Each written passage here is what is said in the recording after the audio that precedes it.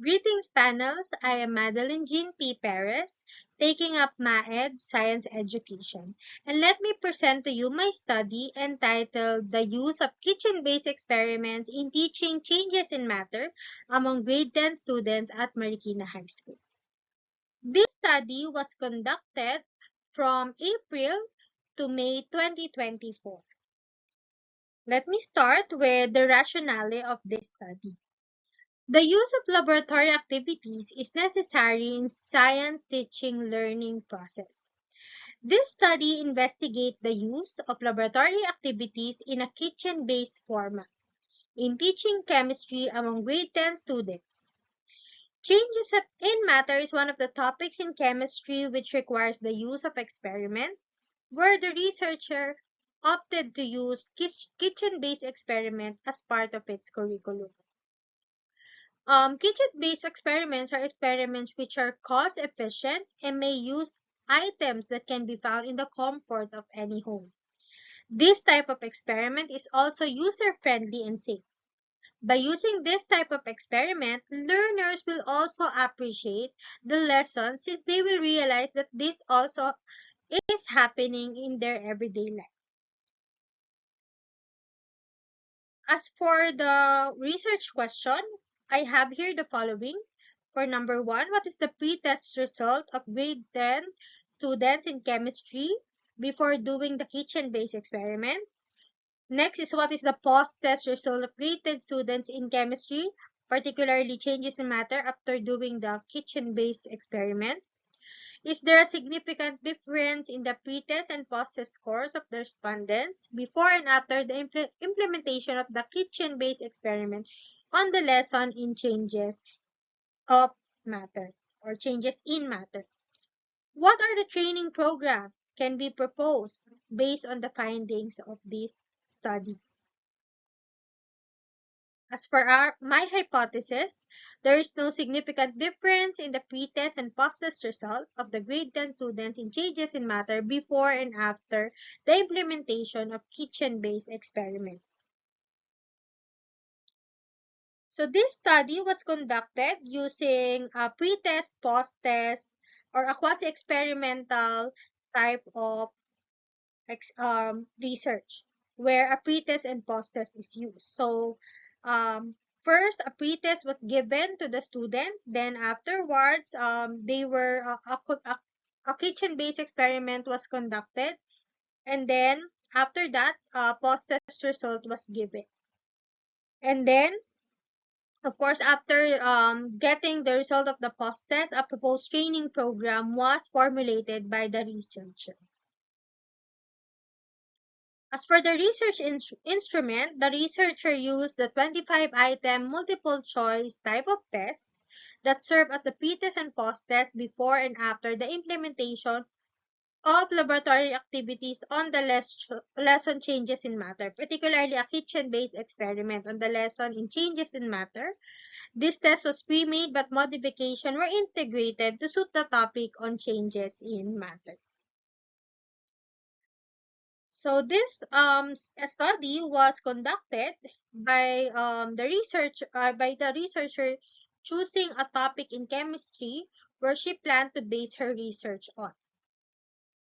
Appropriate kitchen-based activities were drafted that were suited to the chosen topic.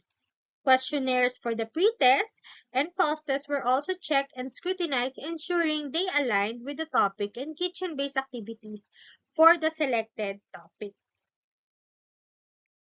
Instruction followed after the administration of the pretest. The main lesson on chemistry was on changes in matter. The lesson was divided into several subtopics, wherein worksheets were provided to the student which serves as guide in doing the kitchen-based experiment or the activity.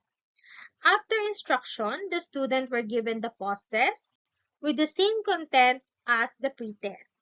The result of both pretest and post-test were tabulated and subjected to statistical treatment of data.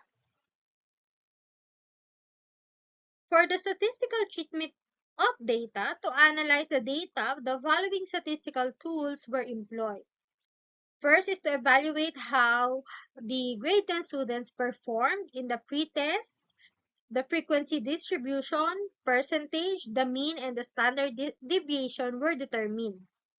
Likewise, to determine the post-test scores of the grade 10 students, the frequency distribution, percentage, the mean, and the standard deviation were determined. To determine if a significant difference occurred between the pre-test and post-test, the data was subjected to a paired t-test wherein the result was compared to the significant level of 0.05. So here are the here are the result of the said test. So most students are in the very satisfactory uh, scores. Okay, same thing with the post-test. Most of the students are also in the very satisfactory. However, only few students got a satisfactory result compared to the um, previous test wherein most or a lot of students got a satisfactory result. Difference in the respondents of pre-test and post-test scores before and after doing the kitchen-based experiment in changes in matter instruction are the following. So, for the pre-test, the mean is 17.45 and for the post-test, it's 19.68, which rejects the null hypothesis and make the study significant or the result significant.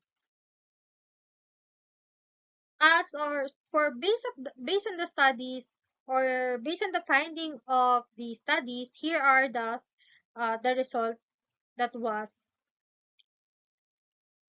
collected.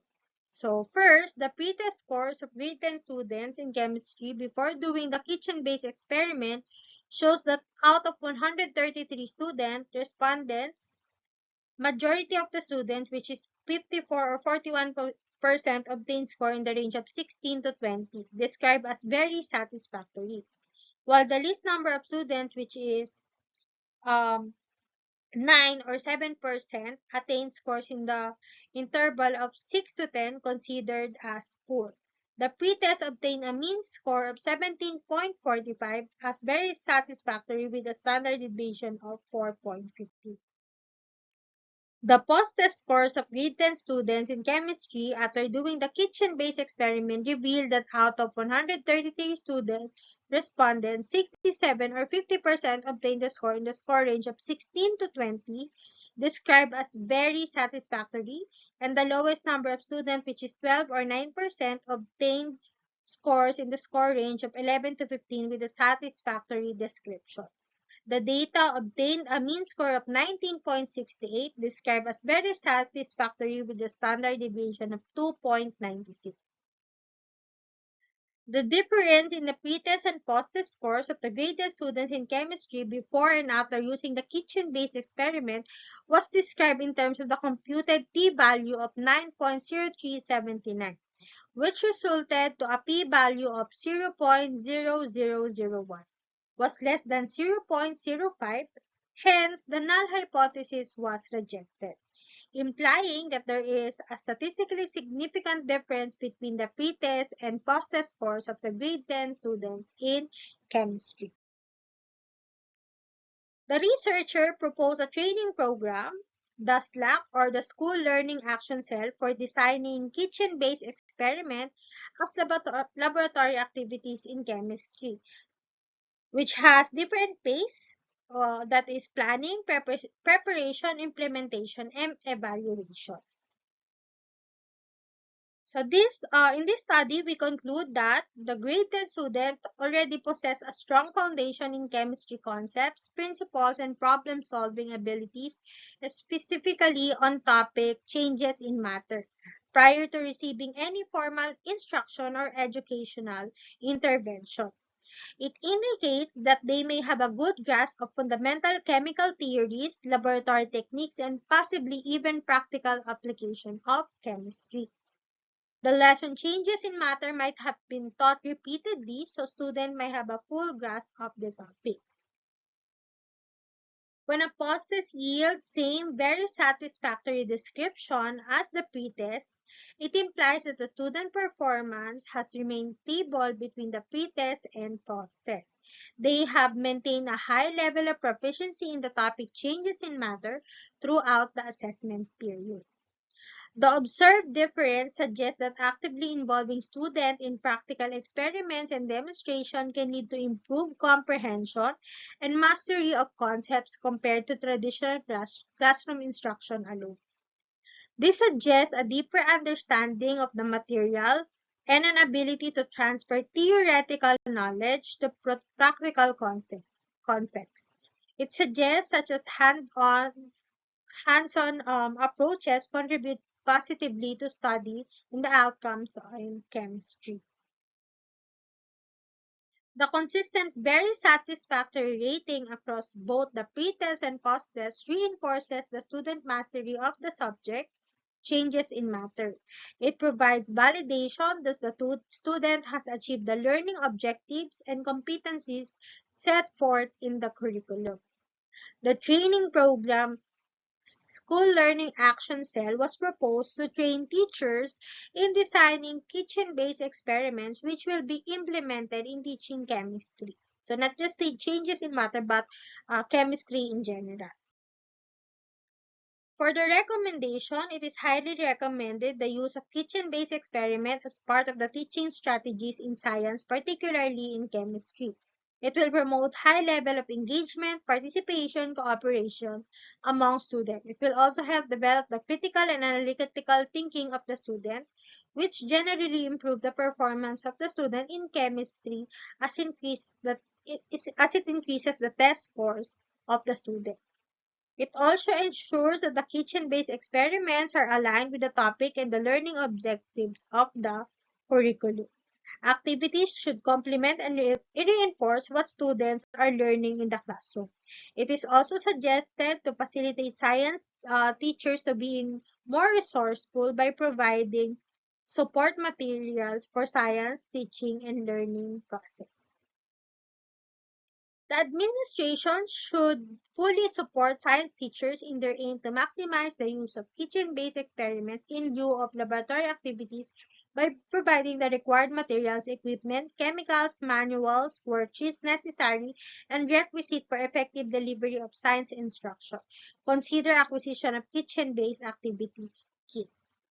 Next is incorporating technologies such as computer simulation and data logging equipment to enhance kitchen-based experiments and facilitate data collection and analysis. However, balance the use of technology with hands-on experimentation to ensure that students develop practical laboratory skills using kitchen-based experiments. And then, allow science teachers to attend seminar workshops and trainings in the use of kitchen-based experiments in the classroom. The administrator should also provide separate and spacious science laboratory rooms for physical and biological sciences where the teachers can also conduct their kitchen-based activities. As for lastly, we have here the proposed training program, which includes, of course, which entitled the School Learning Action Cell for Designing Kitchen-Based Experiment as Laboratory Activities in Chemistry. So this proposed training program has three phases. So for phase one, we have the pre-implementation, wherein the seminar will be conducted. Next is the phase two, which is the actual implementation, where are the um, teachers will create their own kitchen-based experiment or will design their kitchen-based experiment that is aligned with the curriculum. And for the phase 3, we have the post-implementation where the worksheet will be evaluated together with um, that evaluation of the whole training program. And that is all for my study. Thank you for listening.